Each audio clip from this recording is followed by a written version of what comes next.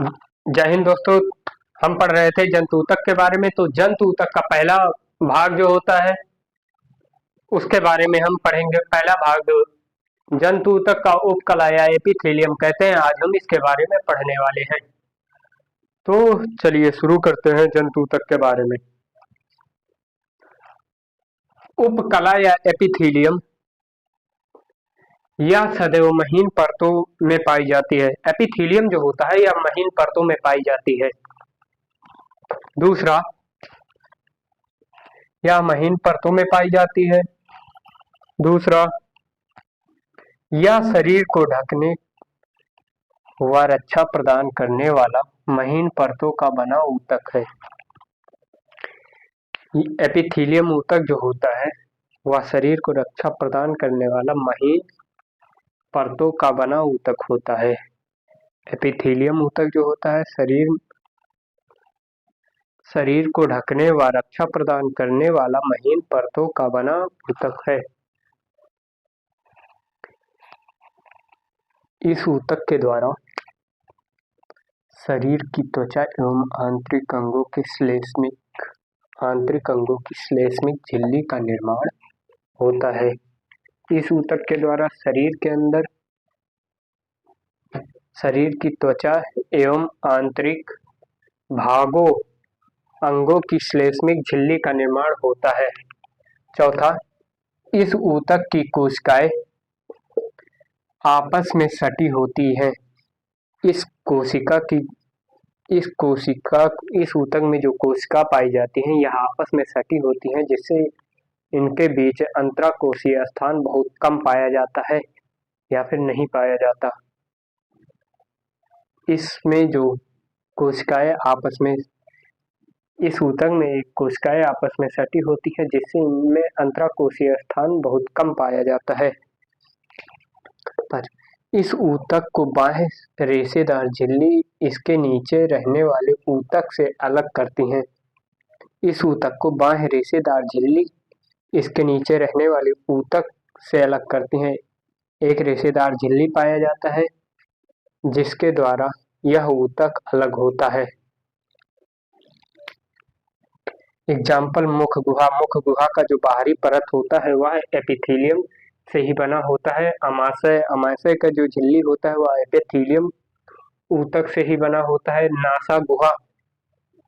NASA गुहा भी epithelium की झिल्ली से बना होता है।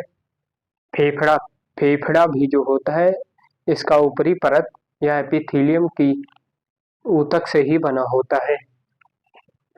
आकृति व कार्यों के आधार पर इसे 5 भागों में बांटा गया है। आकृति व कार्यों के आधार पर इसे 5 भागों में बांटा गया है।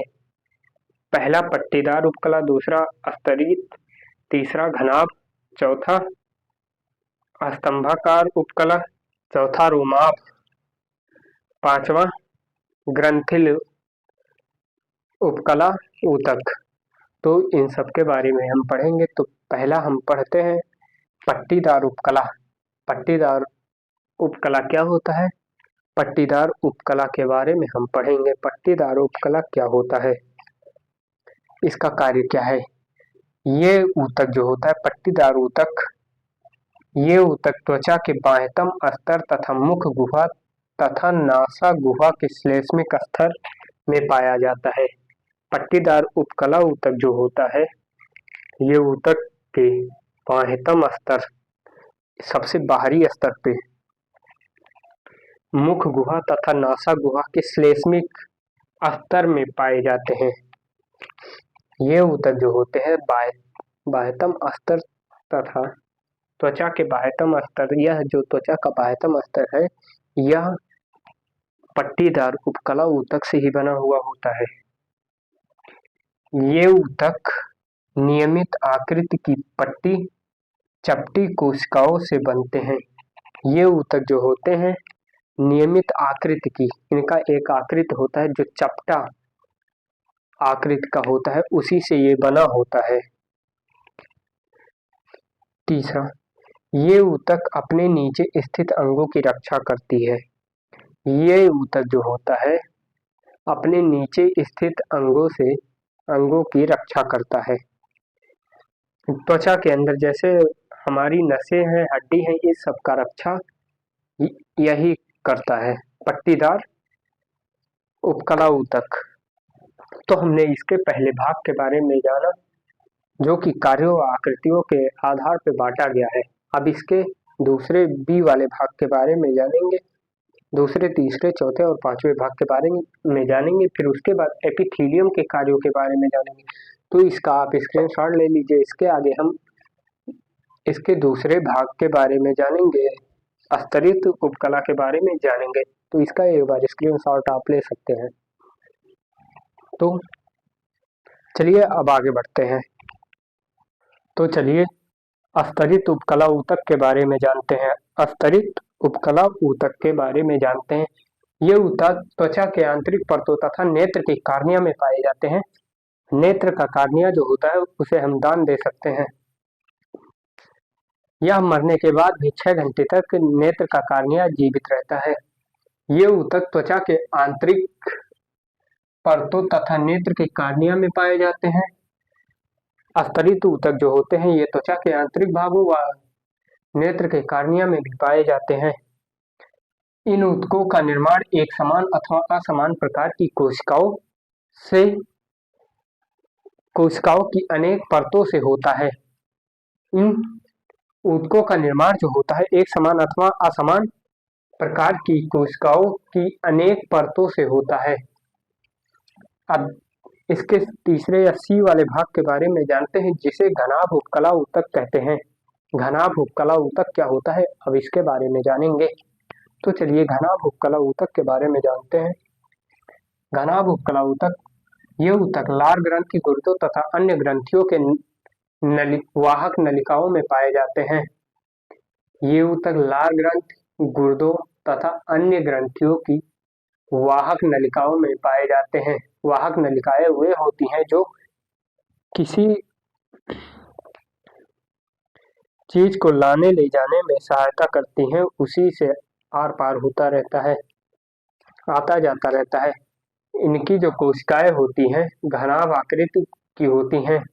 घनाभ उपकला ऊतक की जो कोशिकाएं होती हैं घनाभ आकृति की होती हैं। ये ऊतक लार ग्रंथि, गुर्दों तथा अन्य ग्रंथियों के वाहक नलिकाओं में पाई जाती हैं।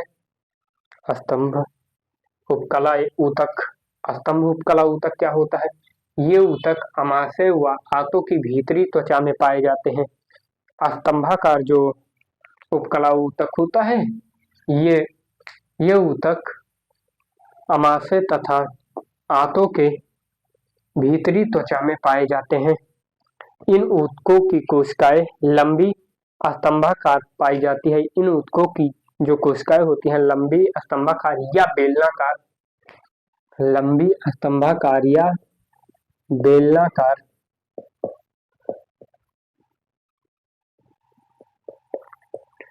कोशिकाएं पाई जाती है। इन ऊतकों की जो कोशिकाएं होती हैं लंबी स्तंभाकार या बेलनाकार पाई जाती हैं। तो आप इसका स्क्रीनशॉट ले लीजिए। आप चलते हैं इसके नेक्स्ट भाग के बारे में जानते हैं। अगले टॉपिक रोमाभ स्तंभाकार ऊतक के बारे में जानते हैं। रोमाभ स्तंभाकार ऊतक के बारे में चलिए जानते हैं। रोमाभ स्तंभाकार ऊतक जो होते हैं ये ऊतक रोम सदृश होते हैं। रोम के जैसे होते हैं, रोमे के जैसे होते हैं। जैसे हमारे शरीरों पे बाल पाए जाते हैं रोमे की तरह, इसी तरह रोमाभ स्तंभाकार ऊतक होते हैं। तो ये ऊतक रोम के सदृश होते हैं और ये शरीर के विभिन्न अंगों जैसे श्वसन, श्वास नली, अंडवाहिनी की भीतरी श्लेष्मिक झिल्ली की कोशिकाओं पर पाए जाते हैं। ये ऊतक जो होते हैं श्वास नली, अंडवाहिनी की भीतरी श्लेष्मिक झिल्ली की कोशिकाओं पर स्थित होते हैं। ये ऊतक रोम के सदृश होते हैं और ये शरीर के विभिन्न भागों जैसे श्वास नली, अंडवाहिनी की भीतरी श्लेष्मिक झिल्ली की कोशिकाओं पर स्थित होते हैं। नेक्स्ट पॉइंट, ये रोम निरंतर लहराते हुए नलिकाओं से गुजरने वाले पदार्थों को यह आगे की ओर ढकेलता रहता है। ये रोम निरंतर लहराते हुए नलिकाओं से गुजरने वाले पदार्थों को भीतर की ओर धकेलते रहते हैं। तो रोमाभ स्तंभाकार ऊतक के बारे में हमने जान लिया। रोमाभ स्तंभाकार ऊतक जो होते हैं ये ऊतक रोम के सदृश होते हैं। ये शरीर के विभिन्न भागों जैसे श्वास नली, अंडवाहिनी की भीतरी श्लेष्मिक झिल्ली की कोशिकाओं पर स्थित होते हैं। ये रोम निरंतर लहराते हुए नलिका से गुजरने वाले पदार्थों को भीतर की ओर ढकेलते रहते हैं। लास्ट भाग इसका ग्रंथिल स्तंभाकार उपकला ऊतक। ग्रंथिल स्तंभाकार उपकला ऊतक, इसमें ग्रंथि का शब्द आया है, यानी कि यह ग्रंथि से ही संबंधित है।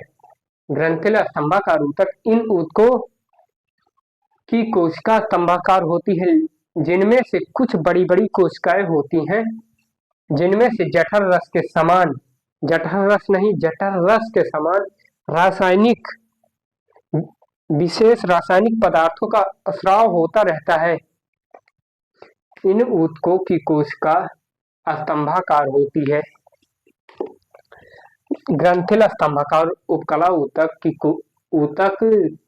कोशिकाओं स्तंभाकार होती हैं। इनमें से कुछ बड़ी कोशिकाएं भी होती हैं। इनमें से कुछ बड़ी कोशिकाएं भी होती हैं जिनसे जठर रस के समान, जठर रस नहीं, जठर रस के समान रासायनिक पदार्थों का स्राव होता रहता है। लास्ट पॉइंट, इन नलिकाओं की ग्रंथियों में इन कोशिकाओं के भीतरी स्तर पर रिक्तिकाएं बनी होती हैं। रिक्तिकाएं क्यों बनी होती है? इन ग्रंथियों की कोशिकाएं, उदाहरण के तौर पे श्वेत ग्रंथि जिससे पसीना निकलता रहता है, लार ग्रंथि हो गया, अश्रु ग्रंथियां आदि की कोशिकाओं में, इन कोशिकाओं के भीतरी स्तर पर रिक्तिकाएं बनी होती हैं, जिसमें कि जो उस ग्रंथि से स्राव द्रव होगा वह उसी रिक्तिका के समान जो बनी थैली होती है उसी में आकर इकट्ठा होता रहता है।